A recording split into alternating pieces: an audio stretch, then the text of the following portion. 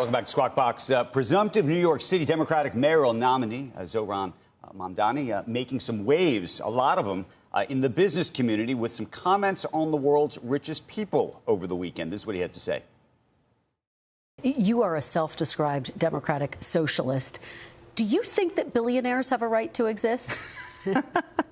I don't think that we should have billionaires because, frankly, it is so much money in a moment of such inequality.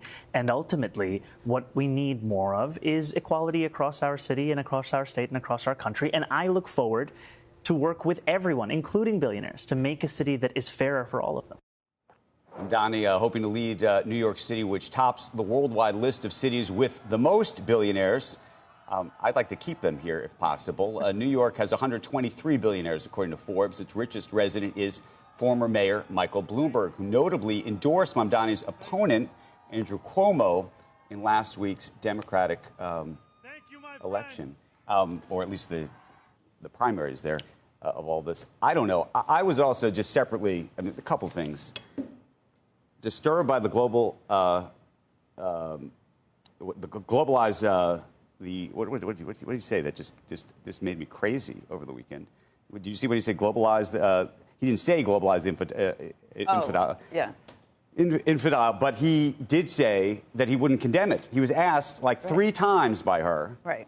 Which is, some people say is anti-Semitic, some people say is anti-Zionist. Unfortunately, they get conflated either way, right. And so by default, I would think you could. He wouldn't shoot down the speculation that he's an anti-Semite.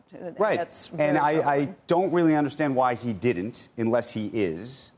There's been, if you go back and look at his history and some of the things he said and some of the things his parents have said, forget about, by the way, there's 123 billionaires in this city.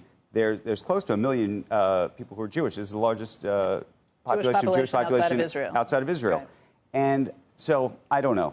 That threw me. I was surprised to see that, too, because he said some things in the past. You would think when you're at this point that you would at least pivot and say, I'm absolutely not an anti-Semite. Right. I want to make sure that Jewish people feel safe. He didn't take the opportunity to do that, which is shocking. The other thing I will say. Oh, right. go ahead. No, go ahead. No, I thought he tried a little bit in his own way, but he could have easily said, and then tried to, because I thought he was trying to turn it into this thing. Well, I don't want to be like President Trump.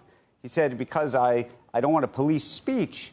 But, there's a difference between policing speech, meaning actually taking, putting people in jail over speech, and being able to say, you know what, not only would I not say this, I condemn it. It's not something that I think should be said aloud. Right. And he didn't take that opportunity. He was offered the opportunity multiple times. And I think there are people who look at that and go, what is going on here?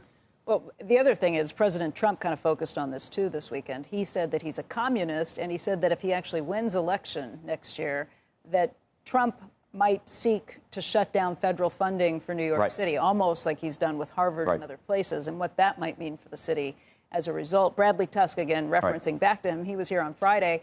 He said it's the best thing that could possibly happen for President Trump would be to have Mamdani win, right. because then he becomes this foil, kind of this punching bag. Best thing that could happen for President Trump, and for Mamdani, he can just go back and forth at Trump. You have, again, right. just this...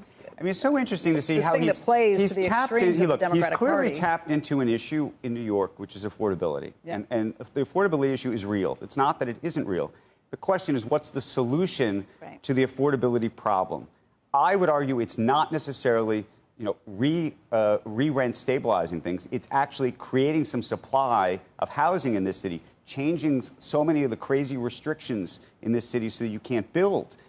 If we actually could build in this city, now, would you be able to solve the problem in 3 or 4 years? No. But over a decade, if you actually really built and went after it, you could do a lot.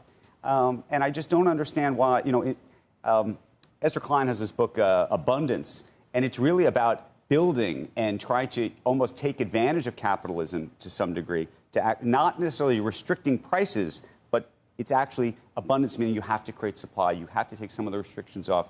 You have to let people build the subways without, every last union trying to hold back and create these astronomical costs. And I don't think that's going to happen under this gentleman. Mamdani. That's not what he's looking for. Yeah. So we'll see.